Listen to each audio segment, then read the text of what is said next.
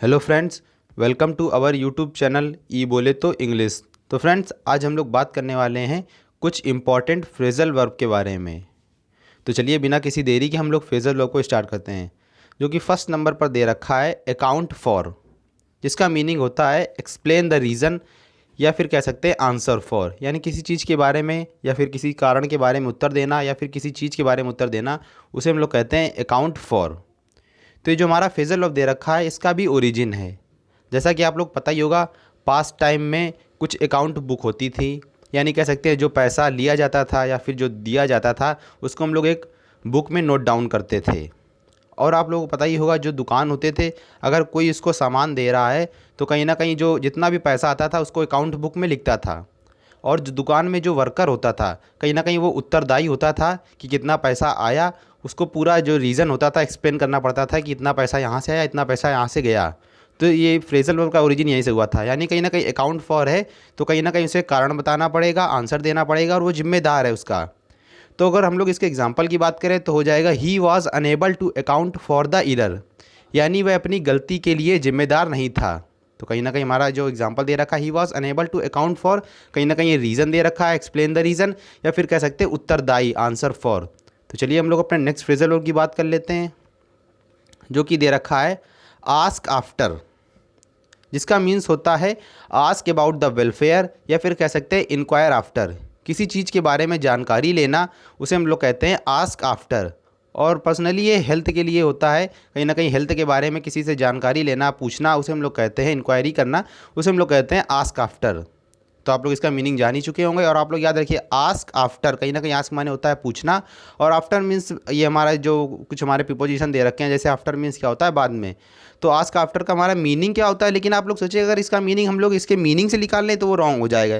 कहीं ना कहीं आस्क आफ्टर ये फ्रेजल वर्ब है, इसका मीनिंग दूसरा होगा, जिसका मीनिंग क्या है, किसी के हेल्थ के बारे में जानकारी लेना, किसी के वेलफेयर के बारे में पूछना, उसे हम लोग कहते हैं आस्क आफ्टर।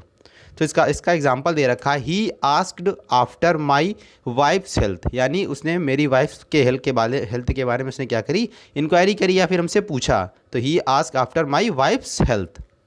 तो चलिए हमारी नेक्स्ट फ्रेजल वर्ब दे रखी थर्ड नंबर पर आस्क फॉर, तो जिसका मीन्स होता है रिक्वेस्ट फॉर, या फिर कह सकते हैं टू सी, या फिर टॉक टू समवन, उसे हम लोग कहते हैं आस्क फॉर। तो आप लोग याद रखिए, रिक्वेस्ट फॉर यानी किसी से प्रार्थना करना, कोई चीज़ मांगना, किसी से कह सकते हैं बात करना, टॉक करना, सी करना, उसे हम लोग कहते हैं आस्क फॉर।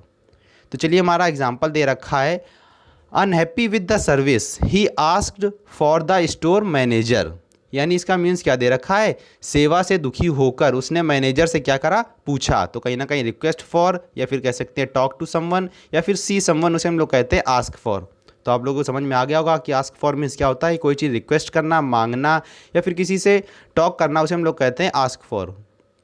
तो चलिए हमारा फोर्थ नंबर पर फ्रेजल वर्ब दे रखी है बैक आउट, जिसका मीन्स क्या होता है गो बैक ऑन, या फिर कह सकते हैं विथड्रॉ फ्रॉम प्रॉमिस, यानी अपने वादे से पीछे हट जाना, उसे हम लोग कहते हैं बैक आउट। तो आप लोग याद रखिए क्या होता है, अपने वादे से मुखर जाना, पीछे हट जाना, उसे हम लोग कहते हैं बैक आउट। तो आप लोग समझ में होंगे कहीं ना कहीं गो बैक ऑन यानी पीछे हट जाना, उसे भी हम लोग कहेंगे बैक आउट। तो चलिए इसका एग्जाम्पल दे रखा है she backed out on her offer to help with the wedding planning, यानी कहीं ना कहीं हमारा क्या दे रखा है कि उसने शादी में योजना बनाने की, जो उसने मदद करने के लिए जो उसने प्रस्ताव रखा था, कहीं कहीं ना कहीं उसने उसका समर्थन नहीं किया, वो उससे पीछे हट गया। तो जो वेडिंग प्लानिंग भई थी हमारी, उसमें उसने मदद करने के लिए कहा था, वो लास्ट में क्या हो गया, अपने वादे से पीछे हट गया, यानी बैक आउट हो गया, बैकड आउट। तो ये हमारा फ्रेजल वर्ब दे रखा है, जिसका मीनिंग क्या हो जाएगा, अपने वादे से पीछे हट जाना। तो चलिए हमारी नेक्स्ट फ्रेजल वर्ब दे रखी बैकअप। और फ्रेंड्स, ये आपके एग्जाम के लिए बहुत ही ज़्यादा इंपॉर्टेंट है। तो बैकअप कहीं ना कहीं आप लोग सुनते होंगे, क्योंकि आप लोग अगर मूवी देखते होंगे डिफेंस की मूवी, तो कहीं ना कहीं लोग क्या कहते हैं, जो सोल्जर्स होते थे वो कहते थे मुझे पीछे से बैकअप दो। तो बैकअप का मीन्स क्या होता है, सपोर्ट करना। तो आप लोग ध्यान रखिए, बैकअप का मीन्स क्या हो जाएगा, सपोर्ट से।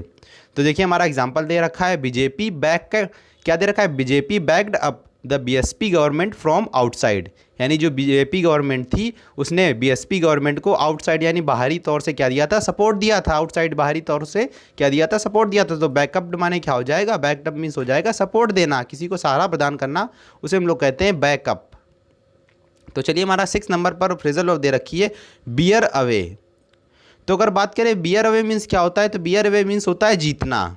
तो आप लोग ध्यान रखिएगा, बियर अवे मीन्स क्या होता है, जीतना या फिर ले जाना, कहीं ना कहीं जीतेंगे तो आप उस चीज़ को ले जाएंगे, तो कैरी अवे मीन्स भी होता है, और कैरी ऑफ मीन्स भी यही होता है, बियर अवे मीन्स क्या हो जाएगा, जीतना। तो इसका एग्जाम्पल दे रखा है, last year Anil bore away 3 prizes, यानी पिछले साल जो अनिल था उसने क्या हुए 3 प्राइजेस जीते। तो कहीं ना कहीं बोर, ये हमारी सेकंड फॉर्म दे रखी है, बियर की सेकंड फॉर्म बोर, तो वही दे रखा है हमारा, इसका मीनिंग एक ही होगा, बोर अवे मीन्स भी क्या होगा, जीतना, ले जाना, उसे हम लोग कहते हैं बियर अवे। तो आप लोग याद रखिए, बियर अवे मीन्स क्या हो जाएगा, ले जाना, जीतना, उसे हम लोग कहते हैं बियर अवे। तो चलिए हमारा 7 नंबर पर फ्रेजल वर्ब दे रखी है, बियर ऑन या फिर बियर अपॉन। तो अगर इन दोनों की मीनिंग की बात करें तो इसका मीनिंग होता है रिलीवेंट, यानी कहीं ना कहीं एक दूसरे से कोई चीज़ कनेक्टेड होना, मिलती जुलती होना, उसे हम लोग कहते हैं बियर ऑन या फिर बियर अपॉन। तो आप लोग याद रखिएगा, बियर ऑन और बियर अपॉन दोनों का मीन एक ही होता है, यानी किसी चीज़ से कह सकते हैं कनेक्टेड होना, मिलती जुलता होना, उसे हम लोग कहते हैं बियर ऑन या अपॉन। तो इसका भी एग्जाम्पल दे रखा है, two kind of theories bear on literary studies, यानी कहीं ना कहीं जो साहित्यिक स्टडीज़ होती है उसमें कहीं ना कहीं जो 2 प्रकार की थ्योरियाँ एक दूसरे से बिल्कुल मिलती जुलती हैं। तो लिटरेरी स्टडीज़ में जो 2 प्रकार की थ्योरियाँ हैं क्या एक दूसरे से बियर ऑन है, यानी मिलती जुलती एक दूसरे से कनेक्टेड हैं। तो चलिए हमारा नेक्स्ट फ्रेजल वर्ब दे रखी है, बियर आउट। क्या दे रखा है, बियर आउट, जिसका मीनिंग्स होता है सपोर्ट द आर्ग्यूमेंट या फिर कह सकते हैं कन्फर्म करना। बियर आउट मीन्स क्या होता है, किसी आर्ग्यूमेंट का सपोर्ट करना, सहारा देना, या फिर कैसे कहते हैं किसी चीज़ के बारे में कन्फर्म करना, पुष्टि करना, उसे हम लोग कहते हैं बियर आउट। तो आप लोग याद रखिए, बियर आउट मीन्स क्या होता है, सपोर्ट करना, किसी के आर्ग्यूमेंट का सपोर्ट करना या फिर उस चीज़ के बारे में पुष्टि करना, उसे हम लोग कहते हैं बियर आउट। तो आप लोग याद रखिएगा। तो चलिए हमारा एग्जाम्पल दे रखा है, your statement bears out the evidence of the first witness, यानी कहीं ना कहीं हमारा दे रखा है, आपका जो बयान था, यानी योर स्टेटमेंट मीन्स क्या हो जाएगा, आपका बयान पहले गवाह के जो उसके साक्ष्य हैं, कहीं ना कहीं एविडेंस है, उनको क्या करता है, दर्शाता है या फिर उनका समर्थन करता है। तो कहीं ना कहीं उनके आर्ग्यूमेंट का क्या कर रहा है, सपोर्ट कर रहा है। तो your statement bears out, bears out means क्या हो जाएगा, उनके आर्ग्यूमेंट का क्या कर रहा था, सपोर्ट कर रहा था, यानी कहीं ना कहीं जो आपका बयान था वो पहले गवाह के जो एविडेंस है उनको क्या कर रहा है, सपोर्ट कर रहा है, उनको दिखा रहा है। तो कहीं ना कहीं उनका सपोर्ट भी कर रहा है और कन्फर्म भी कर रहा है। तो आप लोग याद हो गया होगा, बियर आउट मीन्स क्या होता है, कंफर्म करना कोई चीज़, सपोर्ट द आर्ग्यूमेंट, उसे हम लोग कहते हैं बियर आउट। तो चलिए हमारा नेक्स्ट फ्रेजल वर्ब दे रखी, बियर विथ, जिसका मीन्स होता है टू शो पेशेंस या फिर कह सकते हैं कोऑपरेट करना, यानी धैर्य दिखाना या फिर किसी से कोऑपरेट करना, उसे हम लोग कह सकते हैं बियर विथ। तो चलिए आप लोगों को पता चल गया बियर विथ मीन्स क्या होता है, धैर्य दिखाना, कोऑपरेट करना, उसे हम लोग कहते हैं बियर विथ। तो इसका एग्जाम्पल देख लेते हैं, दे रखा है, I trust you will beer with me uh few minutes more, यानी मुझे विश्वास है, मैं विश्वास करता हूँ, क्या करता हूँ कि you will beer with me, तुम मुझे कुछ मिनट्स तक या फिर कह सकते हैं तुम मुझे कुछ और मिनटों तक क्या कर लोगे, बियर कर लोगे, बियर विथ कर लोगे, यानी तुम मेरे साथ कुछ मिनटों तक और कोऑपरेट कर सकते हो, अपना धैर्य दिखा सकते हो। तो I trust you will beer with, तो बियर विथ मीन्स क्या हो जाएगा, कोऑपरेट करना, पेशेंस दिखाना, उसे हम लोग कहते हैं बियर विथ। तो आप लोगों को एग्जांपल समझ में आ गया होगा, यानी कहीं ना कहीं क्या कह रहा है कि आप मुझे कुछ और मिनटों तक क्या कर सकते हो, कोऑपरेट कर सकते हो, आप अपना धैर्य दिखा सकते हो, तो उसे हम लोग कहते हैं बियर विथ, यानी कहीं ना कहीं पेशेंस दिखाना, उसे हम लोग कहते हैं बियर विथ। तो चलिए हमारा नेक्स्ट फ्रेजल वर्ब दे रखी, ब्लो आउट। तो ब्लो आउट मीन्स होता है स्टिंगिस, स्टिंगिस मीन्स होता है कोई चीज़ बुझा देना, उसे हम लोग कहते हैं स्टिंगिस, यानी कोई चीज़ बुझना, तो उसे हम लोग कहेंगे ब्लो आउट। और ब्लो आउट कहीं ना कहीं आप लोग सुनने को भी मिलता होगा, ब्लो आउट मीन्स क्या होता है, बुझना।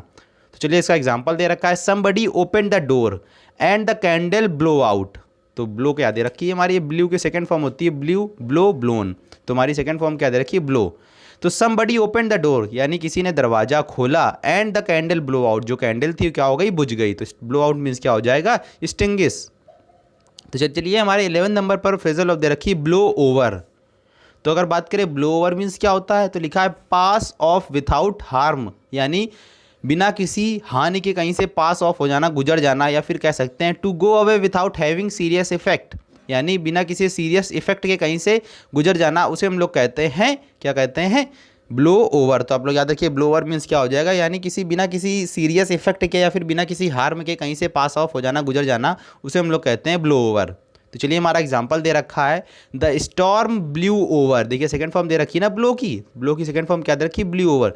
The storm blue over in the night, यानी जो तूफान था वो रात में क्या हो गया, बिना किसी हानि पहुंचाए गुजर गया, ब्लू ओवर हो गया, पास ऑफ हो गया, गो अवे हो गया, उसे हम लोग कहेंगे ब्लो ओवर। तो आप लोगों को याद बना रहेगा, यानी the storm blue over in the night. तो आप लोग एग्जाम्पल के थ्रू बहुत आसानी समझ में आ सकता है। तो चलिए हमारा नेक्स्ट जो फ्रेजल वर्ब दे रखी है, ब्लो अप। तो ब्लो अप मीन्स आप लोग जान गए होंगे, ब्लो अप कहीं ना कहीं किसका मीनिंग दे रहा है, एक्सप्लोड होने का यानी फटने का। तो ब्लो अप मीन्स क्या होता है, एक्सप्लोड, या फिर कहते हैं स्टार्ट सडनली। कहीं ना कहीं अगर कोई बम है तो वो स्टार्ट सडनली ही होता है, तो ब्लो अप मीन्स क्या हो जाएगा, एक्सप्लोड या फिर स्टार्ट सडनली।